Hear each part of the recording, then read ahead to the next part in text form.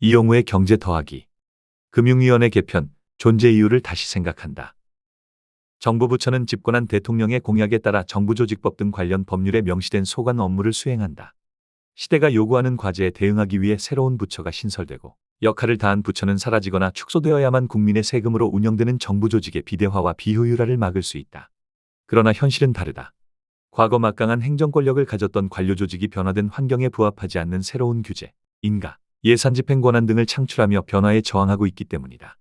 대선을 앞두고 정부 주도 경제 운영 시대에 막강한 권한을 행사해온 기획재정부의 해체를 포함한 정부 조직 개편 논의가 활발히 전개되고 있다.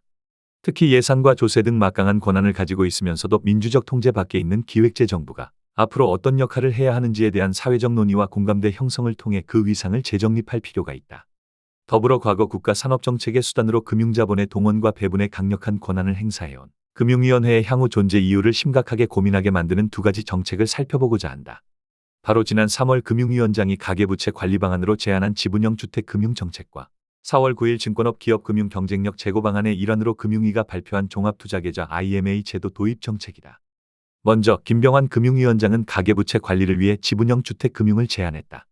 이는 무주택자가 주택을 매입할 때 주택금융공사가 50% 지분투자 형태로 참여하여 공동 소유하는 모델이다. 즉, 자기자본 10% 대출 40% 주금공 50%의 구조로 무주택자는 집값의 10%만 준비하면 주택을 구입할 수 있게 한다는 것이다.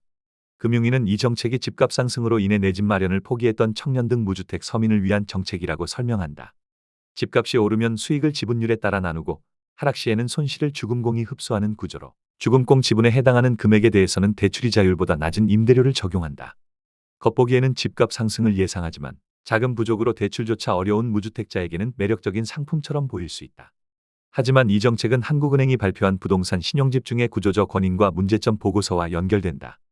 해당 보고서에 따르면 가계 및 기업을 합친 부동산 관련 금융기관 자금 공급 규모는 약 1933조 원에 달하며 이는 전체 민간 신용의 절반 수준이다. 이러한 과도한 신용집중은 생산적 부문에 대한 자금 공급을 제약하여 신용 시스템의 성장 기여도를 낮추고 동시에 부동산 가격이 급락할 경우 금융 시스템 리스크 및 실물 경기 침체로 이어질 수 있다. 이러한 문제의 한 축에는 국토교통부와 금융위원회가 경쟁적으로 펼친 주택 관련 정책 금융 제공이 있다. 2024년 말 기준 가계주택 관련 대출에 대한 정책 금융 비중은 전체의 51.4%를 차지하고 있다. 한국은행은 이에 따라 단기적으로는 가계 정책 금융을 제한하고 중장기적으로는 주택 금융을 부채 중심에서 자본 중심으로 전환하는 것이 필요하다는 정책 방향을 제시했다. 하지만 금융위원장이 이러한 중장기 과제를 단기 정책처럼 들고 나온 것이다. 주택 가격 상승이 우려되고 가계부채 관리가 시급한 시점에서 이 정책이 나온 것은 납득하기 어렵다. 실제로 집값 상승을 기대하는 무주택자는 상승 이익을 공유하기보다는 LTV 40% 대출과 자기자본 60% 방식으로 주택을 매입하려 할 것이며 자금 부족으로 주택 구매를 포기했던 이들도 LTV 40% 대출과 자기자본 10%만으로 집을 살 수 있게 되어 부동산 대출 축소가 아니라 오히려 LTV 80%의 갭 투자를 조장하는 결과를 낳는다. 결국 이 정책은 부동산 신용 집중을 강화하는 효과를 낳는 것이다. 주택 문제는 국토부, 기재부, 금융위 등 여러 부처가 관련되어 있는 복합적 사안이다. 금융위는 금융정책과 감독을 주된 업무로 하며 DSR, LTV 40% 규제 등 다양한 수단을 통해 부동산 대출 억제를 시도해왔다.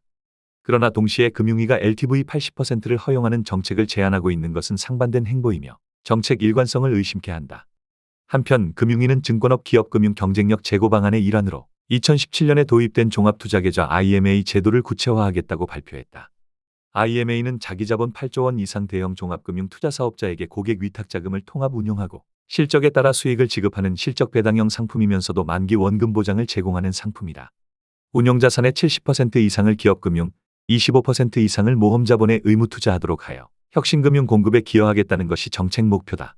모험자본의 범위에는 중소 중견기업에 대한 신용공여와 주식투자, 신용등급 A 이하 채무증권, 프라이머리 채권담보부증권, 벤처캐피털 등 벤처투자, 하이힐드 펀드 등이 포함된다. 그러나 IMA 제도는 금융의 기본 원칙과 자본시장법의 취지를 훼손하고 실효성조차 의문인 무리한 정책이다. IMA는 자본시장법 시행령 제77조 2.6을 통해 종투사의 기업금융 경쟁력을 높이기 위한 저금리 자금 조달 수단으로 도입되었으며 고객이 투자 목적으로 위탁한 자금을 증권사가 통합 운용하여 성과를 돌려주는 일명 신탁상품이다. 이 상품은 증권사의 고유자산과 부채에서 분리되어 재무상태표에 반영되지 않으며 고객 자금을 운용하지만 증권사의 자산이 아닌 구조다. 금융기관은 자기 자본 내에서 일정 수준의 부채를 발생시켜 자산을 운용하며 은행은 예금보호제도를 기반으로, 증권사는 차입조달 방식으로 운영된다. 금융기관 건전성과 금융시스템 안정을 위해 BIS 자기자본 비율이나 순자본 비율 NCR 등의 레버리지 규제가 적용된다. IMA는 고객 위탁 상품이므로 레버리지 비율 계산에 포함되지 않지만 원금 보장 조건으로 인해 증권사 NCR 산정 시 50%만 반영된다고 한다. 그러나 자본시장법은 고객의 투자형 위탁 계좌에 대해 운용성과를 그대로 돌려주도록 하며 손실 보전을 금지하고 있다. 금융기관은 기본적으로 자금 중개 역할을 하기 위해 자기 자본에 감당 가능한 일정한 도 내에서 부채를 일으켜 자금을 조달하여 자산을 운용한다. 이에 자산 운용과 상관없이 고객의 원금을 보장하는 예금보호제도 시스템으로 운영되는 기관인 은행과 차입수단을 통해 자금을 조달 운용하는 증권사 등 이금융권으로 나누어진다. 또 금융기관의 건전성과 금융시스템 안정을 위해서는 BIS 자기자본 비율이나 순자본 비율을 통해서 금융기관의 레버리지 비율을 규제한다. 그러나 IMA는 고객 위탁 상품이므로 레버리지 비율 산정에 들어가지 않는다고 하면 이는 손실 보전을 금지하는 자본시장법을 위반하는 것이다. IMA는 법률의 위임 없이 시행령에서 도입된 것으로 이는 행정입법 권한을 넘어선 것이며 법의 취지에도 정면으로 위배된다. 더욱 심각한 것은 투자형 위탁 상품이 고객의 이익을 최우선으로 하여 운용되어야 함에도 불구하고 IMA는 증권사의 기업금융 자금 조달 수단으로 설계되어 고객과 증권사 간의 이해상충 가능성을 내포하고 있다는 점이다. 만기 원금 보장 조건이 있다고는 하나 초과 성과에 대해 30에서 40%의 성과 보수가 설정되어 있어 단기 수익에 집착하는 증권사 입장에서는 리스크가 높은 기업금융 딜의 투자 요인이 크다. 손실이 발생하더라도 원금만 돌려주면 되므로 사실상 조달 비용 없는 자금처럼 운용될 수 있다. 결과적으로 투자자는 은행 예금보다 높은 수익을 기대하고 상품에 가입하지만 증권사의 탐욕이 제어되지 않으면 만기 시 원금은 돌려받더라도 이자 등 수익을 얻지 못해 실질적 손실이 발생하는 불안전 판매 문제가 나타날 수 있다. 지난 2023년 말 레고랜드 사태에서처럼 일임형 채권 앱 신탁 상품이 수익률 경쟁으로 인해 고객 투자기간과 자산 만기에 미스매치가 발생하고 편법적으로 투자된 채권과 CP 시장의 거래가 막히면서 증권사들이 손실보전, 고유계정의 채권 돌려막기 등으로 무더기 제재를 받은 사례가 있다. IMF 외환위기 당시에도 은행이 신탁상품을 기업 여신에 활용하며 원금보장 상품처럼 운용되어 대규모 부실처리 과정을 겪은 바 있다. 금융산업은 양적으로 성장했으며 금융소비자들의 지식과 경험도 과거보다 향상되었다. 그러나 금융위는 여전히 자신들이 산업 육성이나 정책 지원을 통해 존재 이유를 확보한다고 착각하는 듯하다. 상위 초대형 종투사의 경우 자기 자본은 이미 10조 원을 넘고 레버리지 비율도 10에서 11배에 달해 새로운 자금 조달 수단을 억지로 만들 필요는 없다.